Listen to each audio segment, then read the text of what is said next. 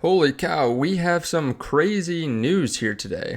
We have news that hackers are stealing or trying to steal funds from the Bitcoin ETFs. We have news that the SEC is now suing a fund for storing their funds in FTX. We also have Bitcoin hitting fear on the fear and greed index. We have news about just no one wanting to buy anything, it seems like. If you don't mind, hit subscribe. Turn on the bell notification underneath the video so you can see future videos just like this. Also, in case you want to trade crypto, there's a link underneath the video to Margex where you can start trading in just a few minutes. You don't have to KYC, meaning you don't have to give out your personal information when you set up an account over on Margex. They're also doing a big Caspa giveaway, so definitely check that out. There's also a link to CoinW, Blowfin, WEEX, all those underneath the video as well in case you want to start trading on those. Now, I will say, we are very close to 300,000 subscribers. If you don't mind hitting that like button, if you've seen videos like this, or if you feel like you get anything out of this, I appreciate it. Bitcoin is down throughout the day a little bit, but we're starting to come up from the bottoms. We were in the $57,600 range. Now we're up above 58,000. It was a bloody day in the market. I actually have a video going over one of the biggest bears in the market, actually saying we're going to see some pain, or we could see some pain over the next 8 weeks. There's a lot of pain here today. Google down 3.82%. We have Nvidia down nearly 10%, Apple down 3%, Amazon down 1.25%, Tesla down 1.5%. We went over why that is in the last video, but yeah, just the worst day that we've seen from Nvidia in a very long time. I think the whole chip sector, it was the worst day that we've seen since COVID. But yeah, Nvidia with a big down day. Let's actually show Nvidia stock. Down 9.53%, down another 1.23 after maybe going under $100 per share. Keep in mind, though, we have been there in the last month, so it's not unprecedented, but they actually had a good earnings report. So it's not just Bitcoin, but Bitcoin does seem to be affected with the rest of the market. Google search terms for Bitcoin hit their lowest level since the beginning of the year. I actually could tell views are down a bit. People aren't really paying attention to what's happening right now, what is going on in the news. They're not paying attention to the Bitcoin ETFs. There was a lot of Bitcoin ETF hype around here. And then, the price goes sideways for 6 months. People start to tune out. Fear is in the market, though. We have Bitcoin hitting fear on the fear and greed index about 26. Keep in mind, we are still in the upper 50s. And this is actually pretty typical from the cycle low to where we are at this point in the cycle. We're up 260%. At this point in the previous two cycles, Bitcoin was up 229% and 315%. So yes, we are right in the middle. In both the previous cycles, Bitcoin finished September higher than the end of August. So hopefully we get some good price action. Of course, there will be a lot of economic data that comes out this month that will definitely influence what Bitcoin does. Now, we have some warnings from the FBI about hackers stealing Bitcoin from the ETFs. We have some other news as well about the SEC suing someone. We'll get to some of that, and some big selling as well. The German government selling more than just Bitcoin. Remember, they dumped that 50,000 Bitcoin. They're actually de-risking in another way, and I'll go through that in a minute. But first, a word from Helium Mobile.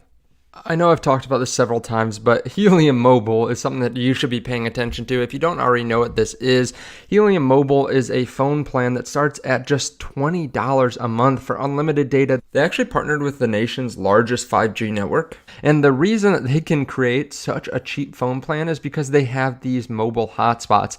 And this is a really interesting thing too. You can actually earn some rewards from this, where you can create this mobile indoor hotspot or mobile outdoor hotspot, and you can actually help power the network. So that's why it's so cheap, is because they have people that are providing these hotspots and they get rewarded for doing so in mobile token.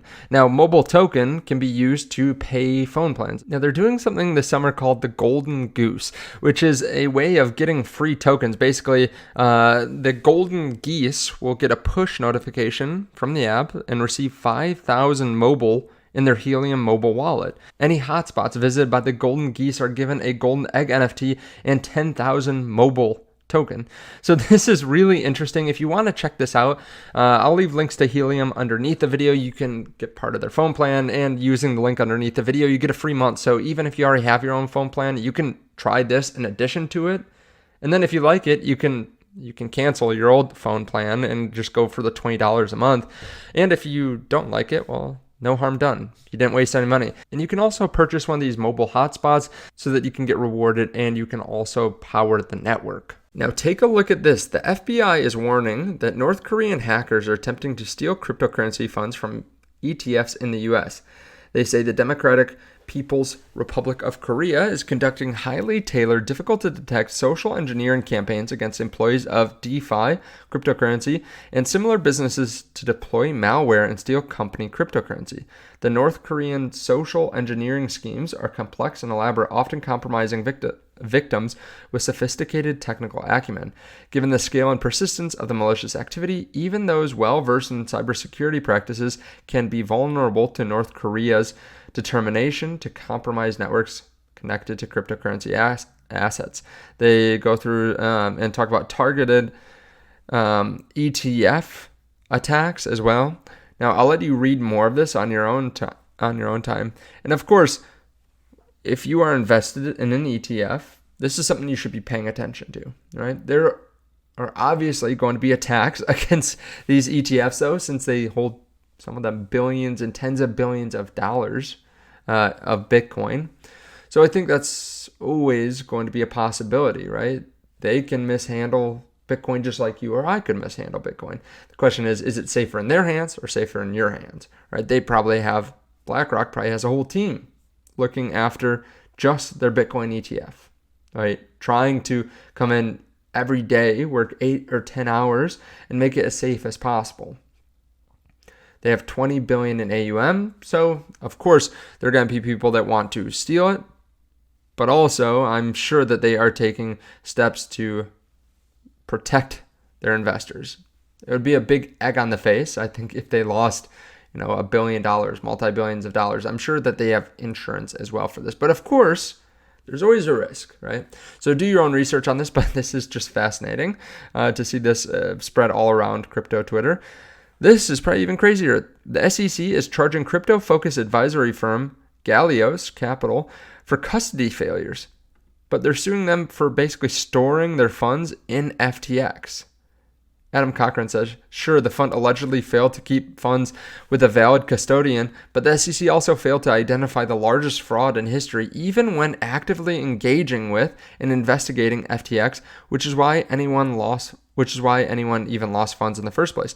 Maybe if Gary hadn't been so focused on random ICO projects and had stopped a $20 billion fraud instead of trying to befriend him for a job, then they wouldn't be in this mess. This is just crazy, but the lawsuits continue to happen in crypto. Germany, who sold $50 billion worth of Bitcoin, well, now they're also deleveraging and cutting their stake in Commerzbank. Now, this is something they bought during the financial meltdown of 2008. Apparently, they own about 16.5% of this. The government stake is worth about 2.5 billion euro. And looks like they're going to try to sell this. They haven't talked about when or how much or anything like that, but maybe it's because they want to de-risk because of some of the problems that banks are facing. Maybe it's that, the bank really is doing really well and they don't need to hold it on their books anymore. I'm not really sure. I'm not sure we'll ever know, but we do know that there are people deleveraging from banks as well, individual investors and hedge funds and stuff like that. Warren Buffett reduced his stake in Bank of America. Now, of course, he's actually done quite well on this, but still, he's deleveraging his stake. He doesn't think that is the time to hold Bank of America. To be fair, though, it seems like everyone's deleveraging today with the NASDAQ down 3.3%. Let me know your thoughts on this underneath the video. I don't know. I feel like people are getting bored of buying the dips. I've seen some people say that on my comments or in my comment section saying, there's a great opportunity to dollar cost average. Well, I'm sick of dollar cost averaging. I thought we were going to go up by now. Let me know if you're in that situation or if you're enjoying buying the dips or if you're just sitting there on your hands. Let me know down below. Thank you so much for watching. Check out those links to Helium as well, Helium Mobile, and I'll see you in the next one. Bye.